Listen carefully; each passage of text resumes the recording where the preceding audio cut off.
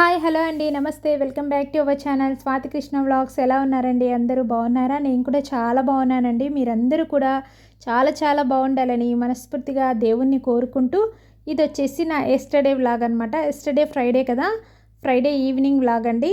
ఇక 6 అయిపోయింది, దీపారాధన అయితే చేస్తున్నాను. మార్గశిర మాసం స్టార్ట్ అయిపోయింది కదా. నేనైతే మార్గశిర మాసంలో గురు మహాలక్ష్మి పూజ చేసుకుంటానండి. గురువారం కూడా గురు మహాలక్ష్మికి పూజ చేసుకొని కథ చదువుకుంటాను. అలా 4 గురువారాలు చేసుకున్న తర్వాత ఉద్యాపన చేసుకుంటానన్నమాట. ఇక్కడ వచ్చేసి ఫ్రైడే కదా, ఇప్పుడు లలితా సహస్రనామం కానీ విష్ణు సహస్రనామం కానీ ఇలా పారాయణం అయితే చేసుకుంటాను ఫ్రైడే కూడా. అలాగే మణిద్వీప వర్ణన ఇలా ఇవన్నీ చదువుకుంటూ పూజ అయితే చేసుకుంటున్నానండి. మంగళవారం కానీ అలాగే శుక్రవారం కానీ తప్పకుండా లలితా సహస్రనామం కానీ లేదంటే మణిద్వీప వర్ణన కానీ చదువుకుంటే చాలా మంచిదండి. ఇల్లు ప్రశాంతంగా ఉంటుందన్నమాట, ఎలాంటి చికాకులు లేకుండా. ఇక దీపారాధన అయితే చేసుకున్నాను. ఇక బయట కూడా దీపాలు పెట్టానన్నమాట. మేము కార్తీక మాసంలో అలాగే మార్గశిర మాసంలో కూడా బయట దీపాలు పెడతామండి. ఇక తులసి చెట్టు దగ్గర కూడా దీపం పెట్టేశాను. ఇగోండి గడప దగ్గర ఇలా దీపాలు పెట్టుకుంటే చాలా మంచిది. ఈ మార్గశిర మాసం అంతా కూడా నేను ఇలా దీపాలు వెలిగిస్తాను. ఇక్కడ ఇషాని అయితే ఇక హోంవర్క్ రాస్తూ ఉంది. హంసిని అయితే ట్యూషన్కి వెళ్ళిపోయిందండి. 6 to 8 అనమాట ట్యూషను. 1 month అయిందండి జాయిన్ చేయించి. 7th క్లాస్ కదా, కొంచెం సిలబస్ ఎక్కువగా ఉంది. అందులో ప్రాజెక్ట్ వర్క్ కూడా ఎక్కువగా ఇస్తున్నారు. అందుకని చెప్పేసి ఇంట్లో వర్క్ చేసుకుంటుంది, ప్రాజెక్ట్ వర్క్. అక్కడ స్టడీకి అయితే ట్యూషన్కి వెళ్ళిపోతుంది. ఏమన్నా కొంచెం సబ్జెక్ట్ ఏదైనా డౌట్స్ ఉన్నా కూడా వాళ్ళు క్లారిఫై ఈజీగా చేసేస్తారు కదా, అలా ట్యూషన్కి వెళ్ళిపోతే అని చెప్పేసి కొంచెం స్పెషల్ క్లాస్ పెట్టించానమాట. మ్యాథ్స్ అలాగే సైన్స్ ఈ 2 సబ్జెక్టులకి ట్యూషన్కి వెళ్ళిపోతుంది. ఇంకోటి కూడా ఉందిలేండి రీజను. ఇద్దరు పక్కన ఉన్నారంటే అస్సలు చదవరండి, ఎప్పుడు పోట్లాడుకునే ఉంటారనమాట. అందుకని చెప్పేసి ఇంకా ట్యూషన్కి అయితే పంపించాను. ఇంకా ఇషానీని అయితే నేనే చూసుకుంటానమాట. మళ్ళీ తిరిగి హంసిని వచ్చేంత వరకు తనకి హోంవర్క్ రాపిచ్చేసి అలాగే ఆ రోజు జరిగిన సబ్జెక్టులన్నీ చదివిస్తాను తన దగ్గర కూర్చొని ఇలా పని చేసుకుంటూ. ఇక్కడైతే చపాతీ పిండికి తడిపేద్దామని తెచ్చుకుంటే ఇంకా చపాతీ అయితే వద్దని చెప్పిందండి ఇషాని, పూరి చేయమని చెప్పిందనమాట. మార్నింగ్ రోజు అడుగుతుంది కానీ పూరి చేయటానికి అంత టైం ఉండదండి. మార్నింగ్ కొంచెం హడావిడిగా ఉంటుంది, వీళ్ళ లంచ్ బాక్సులు ఇవన్నీ ఉంటాయి కదా, సో చాలా హడావిడి అయిపోతుంది. అందుకని చెప్పేసి పూరి చాలా రోజులు అయిపోయింది చేయక. అందుకే ఇంకా ఈరోజు అయితే అడిగింది కదా అని చెప్పేసి పూరి చేస్తున్నాను. ఇంకా దాంట్లోకి వచ్చేసి ఆలూ కర్రీ చేస్తున్నానండి. ఇక మార్నింగ్ చేసిన కొద్దిగా టమాటో పప్పు ఉందన్నమాట, చపాతీలోకి సరిపోతుందిలే అనుకున్నాను.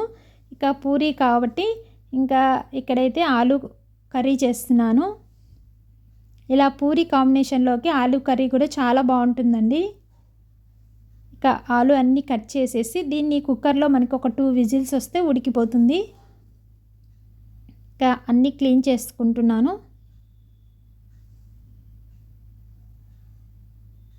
ఇక క్లీన్ చేసేసి ఇలా కుక్కర్లో గిన్నె పెట్టేసామంటే 2 విజిల్స్కి ఆలు అంతా ఉడికిపోతుందండి. దీంట్లో కొంచెం సాల్ట్ అలాగే కొంచెం పసుపు వేసామంటే తొందరగా ఉడికిపోతాయి.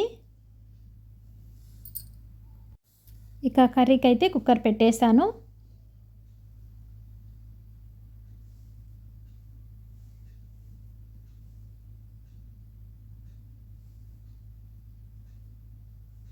ఇంక ఇక్కడ వచ్చేసి ఆలూ కర్రీకి పచ్చిమిరపకాయలు అలాగే ఒక ఆనియన్ కట్ చేసుకుంటున్నానండి. మార్నింగ్ టైంలో ఎక్కువ దోశ, ఇడ్లీ ఇలాంటివే చేస్తుంటానండి. మ్యాగీ ఇలా పూరి పని పెట్టుకున్నామంటే కొంచెం లేట్ అయిపోతుందన్నమాట. ప్లస్ లంచ్ బాక్సులు ఇవన్నీ ఉంటాయి కదా, మార్నింగ్ చాలా హడావిడిగా ఉంటుందండి. అసలు టైం ఎలా గడిచిపోతుందో కూడా తెలీదు. అక్కడికి 5కి 5:30కి అలా లేచేస్తాను. బయట ముగ్గేసి ఇంకా లోపలికి వచ్చి ఇదంతా కిచెన్లో చూసుకునేసరికి నాకు 7 అలా అయిపోతుంది. ఇంకా వాళ్ళు లేస్తే ఇద్దరు ఆడపిల్లలు కదండి, జడలు వేసే పని ఉంటుంది. అందులో కంపల్సరీగా రిబ్బన్లు వేసుకొని పోవాలి స్కూల్కి. దాదాపు అదే 15 నిమిషాలు టైం పడుతుందన్నమాట. ఇంక ఇక్కడైతే పచ్చిమిరపకాయలు అలాగే ఆనియన్స్ కట్ చేసుకుంటున్నాను. ఆనియన్స్ ఇలా పొడవుగా కట్ చేసుకుంటేనే కర్రీకి మనకి మంచి టేస్ట్ ఉంటుంది, చాలా బాగుంటుందండి. ఆలూ కర్రీ చేసేటప్పుడు కొంచెం శనగపిండి వాటర్లో కలిపి వేసామనుకోండి, ఇంకా కొంచెం మనకి గ్రేవీ లాగా చాలా బాగుంటుందన్నమాట ఆలూ కర్రీ. ఇంకా అవైతే కట్ చేశాను. ఇక ఆలూ ఉడికిపోయేలోపు ఇంకా పూరీల రేకులన్నీ ఒత్తేసుకుంటున్నానండి.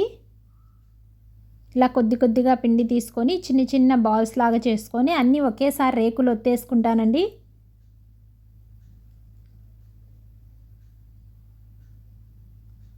ఇగోండి పిండి అయితే కొంచెం పూరీకి గట్టిగా ఉంటేనే మనకి పూరీలు బాగా పొంగుతాయి. కానీ ఈ పిండి కొంచెం ఎక్కువసేపు నానబెట్టలేదండి, అందుకే ఎక్కువ పొంగలేదన్నమాట. మనము కనీసం అంటే ఒక హాఫ్ అన్ అవర్ అన్నా నానబెట్టేసామంటే పిండి పూరీ కానీ చపాతీ కానీ ఒక హాఫ్ అన్ అవర్ ముందు కొంచెం బాగా నానిపోతే పిండి మనకి పూరీ కానీ చపాతీ కానీ చాలా సాఫ్ట్గా వస్తాయండి. ఇగోండి పూరీ రేకులన్నీ ఒత్తేసుకుంటున్నాను. అన్నీ ఒకేసారే నేను ఒత్తేసుకుంటానండి, కాల్చుకోవడానికి ఈజీగా ఉంటుంది, తొందరగా అయిపోతుంది అన్నట్టు. ఇక చలి అయితే హైదరాబాద్లో చాలా ఎక్కువగా ఉందండి. ఈవినింగ్ 6 అయ్యేసరికి స్టార్ట్ అయిపోతుంది చలి. తెల్లవారుజామున చాలా ఎక్కువగా చలి పెడుతుందండి. అస్సలు బయటికి వచ్చి నీళ్ళు కొట్టాలంటే ముగ్గేయాలంటే కూడా చేతులు చల్లగా అయిపోతున్నాయి, మంచు పడుతుంది, అంత చలి ఎక్కువగా అయిపోయిందనమాట. 1 వీక్ నుండి ఇంకా ఎక్కువ అయిపోయిందండి చలి అయితే. ఇగోండి ఈశాని వచ్చింది చూడండి. పిండి తడిపామంటే ఇంకా పక్కన నుండి పిలుస్తూనే ఉంటుందన్నమాట, కొంచెం పిండి ఇమ్మని. చాలామంది పిల్లలు ఇంట్లో ఇలాగే అనుకుంటా, చపాతీకి కానీ పూరికి కానీ పిండి తడిపేసామంటే ఇంకా కొద్ది కొద్దిగా పిండి అడుగుతూనే ఉంటుంది. ఒకవేళ నేను పక్కకి వెళ్ళాను అనుకోండి, దాంట్లో ఉన్న బాలు ఒకటి ఎత్తేస్తుంది అనమాట. ఇంకా చిన్నది దానిది లటనిక అది ఉందన్నమాట, దాంతో ఒత్తుకుంటూ చిన్న చిన్న పూరీలు ఒత్తుకుంటూ ఉంటుంది. ఇంకా హోంవర్క్ అయితే రాసేసింది, ఇంకా వర్క్ అయితే అన్నీ చూడకుండా చెప్పేసింది. ఎప్పటికప్పుడు ఏ రోజుకి ఆ రోజు వర్క్ అయితే తనతో కంప్లీట్ చేయించేస్తానండి. ఇంకా హంసిని ఎలాగో ట్యూషన్లో కంప్లీట్ చేసేసుకొని వస్తుంది తన వర్క్. ఇంకా ఇక్కడ ఆలు అయితే ఉడికిపోయింది. ఇంకా వాటిపైన ఉండే పీల్ తీసేసి దీనికి తిరగమాత పెట్టేసి పచ్చిమిరపకాయలు అలాగే ఆనియన్స్తో ఇవి వేసేసామంటే ఆలు కర్రీ మనకి రెడీ అయిపోతుందండి. ఇది దోశలో కూడా చాలా బాగుంటుందండి. దోశ మసాలా కూడా ఇంతేనండి, మనం మసాలా దోశకి చేసుకుంటాం కదా ఆలు కర్రీ, ఇలాగే అనమాట. ఇప్పుడు ఒక ప్యాన్ పెట్టేసుకొని ఇందులో ఆయిల్ వేసుకొని ఇందులో పోపు గింజలు వేసుకుంటున్నాను. ఆవాలు అలాగే కొంచెం జీలకర్ర, కొంచెం ఉద్దిపప్పు, శనగపప్పు. నేను కొంచెం శనగపప్పు ఎక్కువ వేస్తానండి, తినేటప్పుడు చాలా బాగుంటుంది ఆ టేస్ట్. కొద్దిగా కరివేపాకు వేసేసుకొని ఇప్పుడు మనం కట్ చేసి పెట్టేసుకున్న ఆనియన్స్ అలాగే పచ్చిమిర్చి వేసుకోవాలి. ఇవి కొంచెం దోరగా ఇలా ఫ్రై అయిపోయాక ఇప్పుడు ఇందులో ఆనియన్స్ అలాగే పచ్చిమిర్చి వేసుకొని ఇవన్నీ కొంచెం మనకి బ్రౌన్ కలర్ వచ్చేంత వరకు వేయించుకోవాలి. వీటికి ఆయిల్ కూడా ఎక్కువ పట్టదండి, ఆల్రెడీ మనకి ఆలు ఉడికిపోయి ఉంటుంది కాబట్టి ఎక్కువసేపు మగ్గనవసరం లేదనమాట. ఇప్పుడు కొద్దిగా పసుపు అలాగే కొంచెం సాల్ట్ అండి. ఆల్రెడీ మనము ఆలు ఉడకబెట్టేటప్పుడు కొంచెం సాల్ట్ వేసాం కాబట్టి సాల్ట్ కొంచెం చూసి వేసుకుంటే సరిపోతుంది. ఇప్పుడు మ్యాష్ చేసుకున్న ఆలు అంతా వేసేసుకొని ఒకసారి మిక్స్ చేసుకొని ఒక 5 నిమిషాలు మూత పెట్టేసామంటే సిమ్లో పెట్టేసి మనకి ఆలు కర్రీ అయితే రెడీ అయిపోయింది.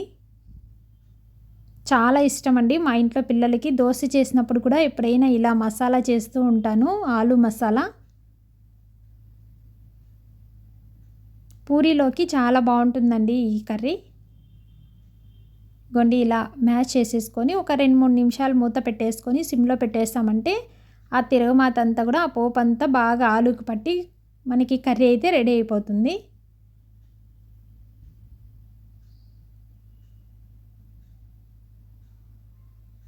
ఇంకా నెక్స్ట్ వచ్చేసి పూరీకి ఆయిల్ పెట్టేసుకున్నానండి.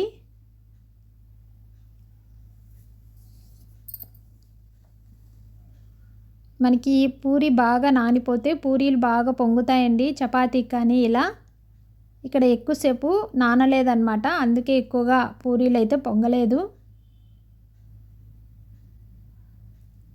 ఇంకోటి ఏంటంటే మనం పిండి తడిపేటప్పుడు కొద్దిగా గోరువెచ్చని వాటర్ వేసామనుకోండి పిండి చాలా సాఫ్ట్గా ఉంటుందండి.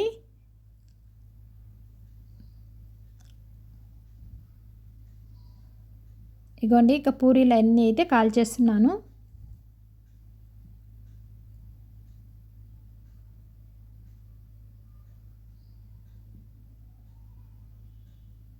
ఇలా పూరీ చేయాలనుకున్నప్పుడు పూరీ కానీ పొంగల్ కానీ ఒక సండేనే అండి.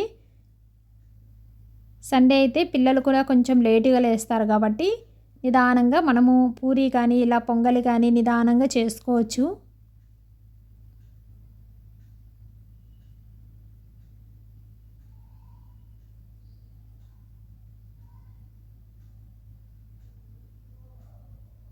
కొన్ని పూరీలు అయితే అన్నీ కాల్చేసుకుంటున్నాను. ఇంకా పక్కన కర్రీ కూడా రెడీ అయిపోయింది. ఇక పూరీలన్నీ కాల్చేస్తున్నానండి. ఇక పిల్లలకి ఇచ్చేసి తర్వాత వాళ్ళు చేసిన తర్వాత ఇంకా పాత్రలు అవన్నీ క్లీన్ చేసుకోవటము ఇక వర్క్ ఉంటుంది కదా. సో మా డిన్నర్ వచ్చేసి 7కి అలా అయిపోతుందండి. 7:30 8కి పాప రాగానే ట్యూషన్ నుంచి భోంచేస్తాము డైలీ కూడా. ఇక తింటూనే వాళ్ళైతే రూమ్లోకి వెళ్ళిపోతారు. ఇంకా నేను ఏదైనా పాత్రలు అవి క్లీన్ చేసుకొని పనుకునేసరికి 9:30 అలా అయిపోతుందన్నమాట. ఇంకా ఇక్కడ నా డిన్నర్ కూడా అయిపోయిందండి. ఇక దోసపిండికి వేసుకుంటున్నాను. మార్నింగ్ నానబెట్టేసాను అనమాట. ఇక ఇప్పుడు మిక్సీకి పట్టేసి పిండి అంతా కూడా పెట్టేస్తాను. మార్నింగ్కి కొంచెం పొంగుతుంది పిండి. సో ఇక పాత్రలన్నీ క్లీన్ చేసేసుకున్నానండి. స్టవ్ దగ్గర కూడా నీట్గా చేసేసుకున్నాను అనమాట. డైలీ వీలైనంత వరకు కొంచెం ఓపిక తెచ్చుకొని నైటే క్లీన్ చేసేసుకుంటానండి. ఇక స్టవ్ అంతా నీట్గా అయిపోయింది. పిండి కూడా గిన్నెకి తీసేసాను. ఇదే అండి ఇవాల్టి వ్లాగ్ అయితే మీకు అందరికీ నచ్చిందని అనుకుంటున్నాను. నచ్చితే తప్పకుండా లైక్ చేయండి, షేర్ చేయండి. అలాగే ఫస్ట్ టైం కనుక చూస్తున్నట్లయితే సబ్స్క్రైబ్ చేయండి. Thank you for watching. Next వీడియోలో కలుద్దాం.